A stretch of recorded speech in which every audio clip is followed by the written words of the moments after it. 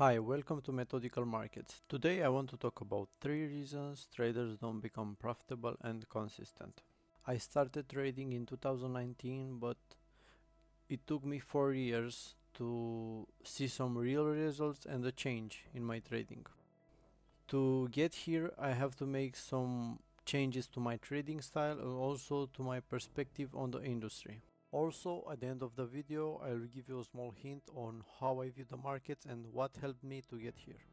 Let's begin.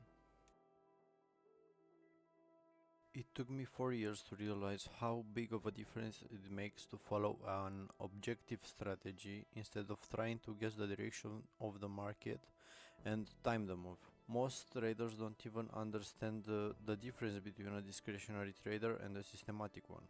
The discretionary trading is more subjective and based on intuition. Two discretionary traders can look at the same chart and see different things, as emotions play a big role here.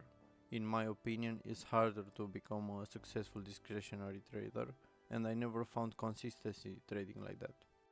On the other part, a systematic trader is just following a strategy, and when I say a strategy, I mean a real one, which gives you the rules for entry and exit. The only decisions you have to make here is to follow that strategy or not, based on its results in the past. Systematic trading is objective and doesn't trigger your emotions as much. It also excludes the human error from the trading process. Much easier to not be a loser like this.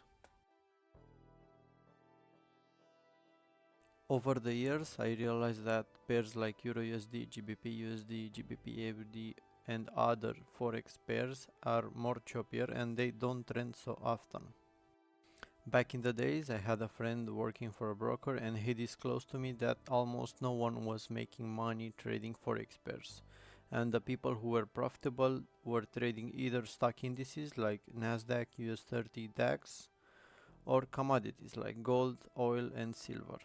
This type of instruments usually have more clear moves and trends. I also tend to stay away from forex pairs and only trade indices and gold. In real trading, your win rate is correlated with your risk to reward. That means if you have a big win rate, your risk to reward is small, and vice versa. To be profitable, you only need a small advantage. For example, let's look at this graph. As you can see, for you to be break-even with a 1-to-1 risk to reward, you only need a 50% win rate. If you, let's say, have a 1-to-2 risk to reward, you only need to win 33% of your trades to be a break-even. If you have, for example, an 1-to-2 risk to reward and a 36% win rate, that means you are a profitable trader. Also, you need to include the trade frequency, because maybe you have 2 trades a year and your win rate is 50% and your risk to reward is 1-to-5. But you need maybe 100 or more trades to validate your average win rate and risk to reward. Anyone who tells you that they have a big win rate and also a big risk to reward is a liar, or maybe he only placed a few lucky trades to have these numbers. Over the long run, the risk to reward and win rate start to correlate, and your profitability comes only from a small positive difference.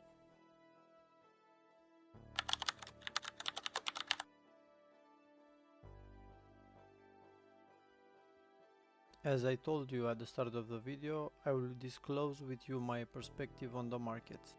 I can assure you there is no magic concept, strategy or algorithm that can give you an advantage over the long run.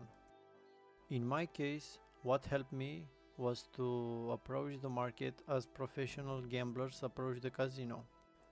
They focus on probabilities and not on individual bets. They expect to be profitable over the next 100 bets and don't really care how the next bet will come out.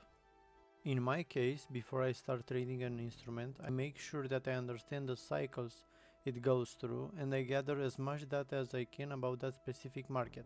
Then I try to find some kind of behavior of the price that repeats. If I have something with positive expectancy, then I try to maximize the profit by applying risk management and some entry rules. You always have to adapt to the markets as they are always changing. I will go into details in future videos regarding this topic.